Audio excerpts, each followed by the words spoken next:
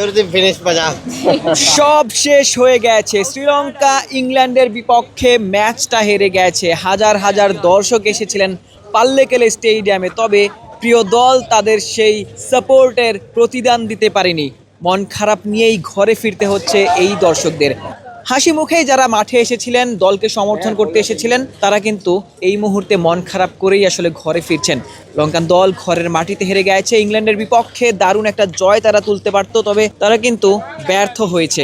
এই গ্রুপে এই মুহূর্তে আসলে কোন দুটি দল সেমিফাইনালে যাবে এখন পর্যন্ত নিশ্চিত নয়, তবে শ্রীলঙ্কা কিন্তু অনেকটাই পিছিয়ে পড়লো, কারণ প্রথম ম্যাচটায় তারা হেরে গেছে। অন্যদিকে নিউজিল্যান্ড এবং পাকিস্তান তারা এক এক পয়েন্ট নিয়ে 2 এবং 3 নম্বরে অবস্থান করছে। 1 নম্বরে অবস্থান করছে কিন্তু ইংল্যান্ড। দারুণ একটা জয় পেয়েছে পাল্লেকেলের এই উইকেটে। 200 রান যেখানে চেজ করার জন্য যথেষ্ট নয়, সেই উইকেটেও আসলে 150 কমের রান কিন্তু তারা আসলে আটকে দিয়েছে।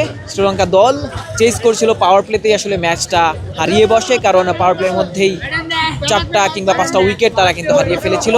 এই দর্শকদের জন্য খানিকটা খারাপ লাগাই স্বাভাবিক, কারণ তারা কিন্তু হাসি মুখেই এসেছিলেন, হয়তো হাসি মুখেই ঘরে ফিরছেন, তবে মনের মধ্যে হয়তো বা খানিকটা কষ্টও রয়েছে, কারণ প্রিয় দল ঘরের মাটিতে যখন সুপার 8-এর প্রথম ম্যাচটা হেরে যায়, তখন কিন্তু তাদের জন্য সেটি মেনে নেওয়া অনেক বেশি কষ্টকরই বটে।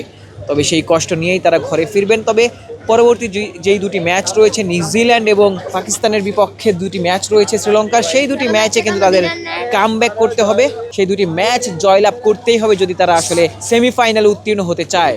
আজকের দিনে লিজেন্ডারি ক্রিকেটাররাও এসেছিলেন, কুমারা সাঙ্গাকারা, অ্যাঞ্জেলো ম্যাথিউসদের মতো লিজেন্ডারি ক্রিকেটাররাও এসেছিলেন মাঠে। তারা কমেন্ট্রি করেছেন, দলকে দেখতে চেয়েছিলেন জয়ের ওপারে, তবে তারা কিন্তু জিততে পারেনি।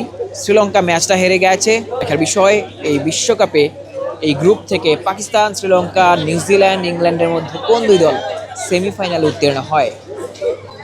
পাল্লেকেলে আন্তর্জাতিক ক্রিকেট স্টেডিয়াম থেকে আশিক সারওয়ার, নিউজ 24।